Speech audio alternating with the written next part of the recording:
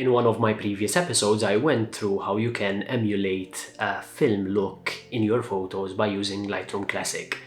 And today we're actually going to take a look at a software called Dehancer. And this software is a film emulation software which practically gives you the ability to use several presets for film on your photos. This is actually much different to what I showed in my episode, because this is something that gives you the ability to select multiple presets, so there are many different looks that you can opt for. However, Dehancer doesn't stop there, and you have the ability to edit your photo in many different ways. So there are a lot of tools that you can use to change the way your photo looks. So today we will be practically reviewing this software, and I will be able to show you how you can apply profiles and how you can change settings around to make your photo look closer to a film image. And I should not forget to tell you that if you like this software and decide to purchase it, you can opt for a 10% discount using my code NeilBorch. I will leave everything in the description below to basically get a small discount on your purchase. So let's take a look at how to use Dehancer. So as always, I've imported a few photos to work with today.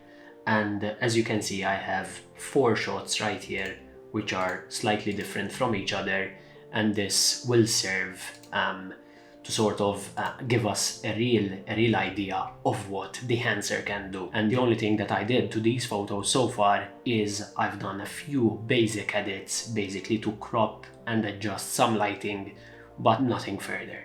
So in order to open any photo in Dehancer, you just have to right click on your image, press edit in, and just click edit in Dehancer lightroom.exe right here. I'm just going to edit a copy of the Lightroom adjusted photos. So once you open Dehancer, you will be presented with this particular view. So on the left side of the Dehancer window, you will find the presets that you can apply to your photos. If you feel like any of these presets is enough for your photo, you can go ahead and click OK to save your photo back in Lightroom. However, if you would like to do some further adjustments to that preset, you can do so on the right side of the Dehancer window. So right here on the right side, you have various tools to edit your photo in Dehancer. Now, if we take a look at the profile section on the left side, you can see that this last drop-down menu right here shows you different basically film profiles that you can apply to your image. You can also press the profiles button right here, and you will be able to filter through different types of film. So for example, instant films, which would typically be used with Fujifilm Instax or Polaroid cameras. I'm going to go back to my original image, and right here, if you click on any of these presets, you will immediately see that preset applied to your image. You can even go back to your original image by pressing this preview button right here, and you can also zoom in and zoom out to your image, and you can also press this button to go back to 1:1 scale. We can go through a few film profiles right here quickly to see what works well with our image. So I'm going to go for this Fuji Reala 500D, which looks quite good right here. And if we go immediately towards the right side, where there are various tools to work with, you can see that right here you can do various adjustments. So let's quickly go through them one by one. I'll be switching over to other images depending on the section that we will be working with, because some of these tools right here require a different image to sort of show you exactly what they do. So the source section right here, you can do various changes which are practically basic changes like temperature and tint, things that you can do in Lightroom Classic, but you're able to do these changes right here as well. We can also open the film developer option, and right here you can also do other changes like contrast, gamma correction, color separation and color boost. The next tool is film compression right here, and film compression basically defines the tonal range that you can apply for this profile for your image. So if you change the impact of your film compression right here, you can see that the highlights are reduced because the tonal range is compressed. The expand tool sort of mimics the white and black point in Lightroom Classic, and right here you can decrease the black point to have this kind of matte look, and you can also change the white point right here to make it brighter or duller basically. So we'll leave this disabled once again. We also have the print option right here, and if we open this section you can see that you're able to select various types of film mediums. This is basically to define what film medium your photo will be printed on. So I'm going to leave this to the default option that comes with the profile, and the next set of tools are practically the important ones in my opinion. So color head right here is practically a piece of equipment that is typically included in a photo enlarger. The correct technical term for color head is YMC color head, but Dehancer chose to name it CMY.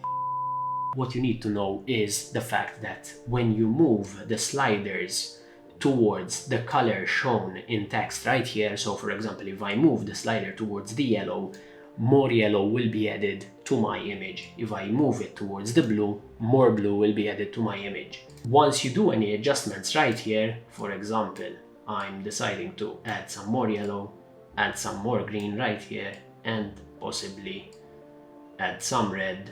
Once you have done these adjustments, you can fine-tune how much of that adjustment is applied to each of the shadows, the midtones and the highlights. So right here, if I increase the amount of tone for my shadows, the colors that I changed will be applied even more to my shadows. If I do this on the midtones, it will be applied even more on my midtones, and so on. Moving on to the next option, which is film grain, I will change my photo to this shot of Skogafoss in Iceland. So once the photo is open in Dehancer right here, I will opt to keep the last edit that I was doing before, and I will open the film grain option. And if we zoom in slightly to the picture, we can see that changing the size of the grain, the amount of the grain, all has an impact on the amount of noise and grain that we have in our image. You can also change the resolution, and the next three options are really interesting in my opinion, because you can decide how much grain you introduce in the various parts of your image. So for example, you can increase the amount of grain in your shadows and then decrease the amount of grain in the midtones, and you can even decide not to have any grain in the highlights. So for example, if we take a look at our highlights right here, if we increase this grain right here, you can see that it's increased in our highlights. If we drop it to 0, you can see that the grain has been removed from there. And this is really interesting in my opinion, because you have full control on the grain. So for halation and bloom, I decided to open this image which has some lights right here, which will be perfect to show you what halation and bloom actually do. And I'm going to opt for the Cinestill profile right here. It gives this really nice warm tone with some sort of teal and purple tints. So halation is practically a sort of a light bleed around the bright areas. It's literally spreading of light beyond its proper boundaries. And this is typically because the light passes through the emulsion in the film, it bounces off the film base and goes back towards the emulsion and exposes the adjacent emulsion.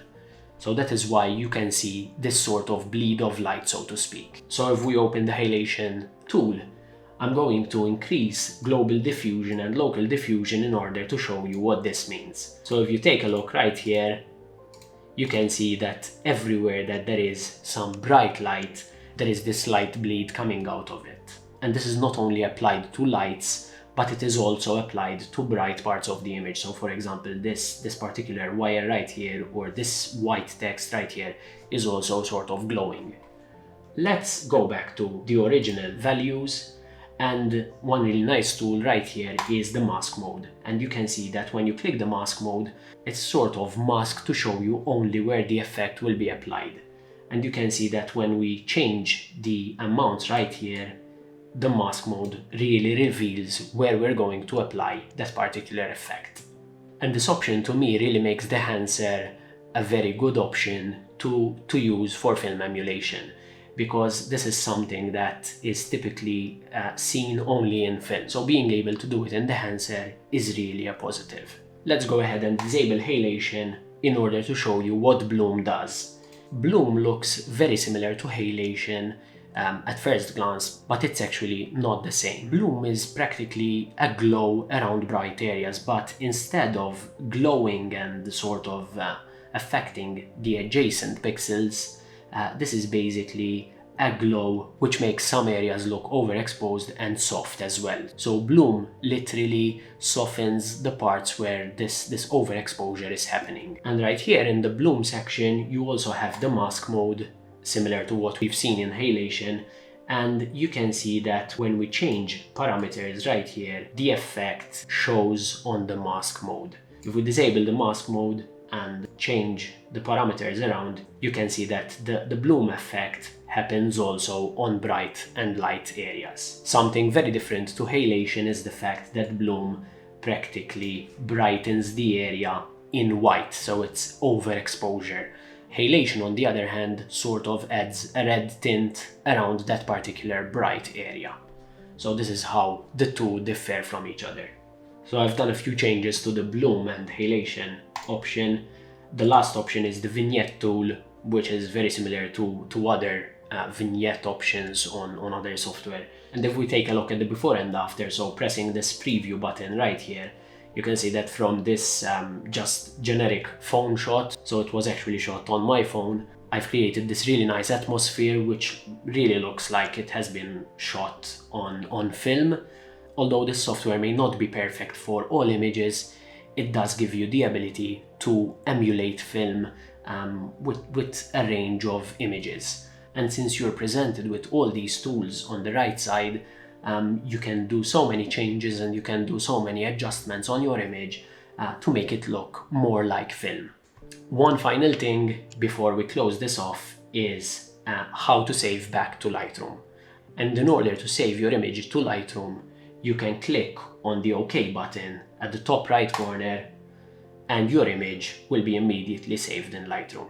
We can see the before and after right here, and then we can also go ahead and do other adjustments in Lightroom if we prefer to do this. And right there you saw how powerful Dehancer can be to emulate film images. To be completely honest, there was one simple thing that didn't work for me with Dehancer, and that is my initial installation of Dehancer wouldn't show me a preview in the preview window basically, and in order to fix this I simply had to revert to a previous version.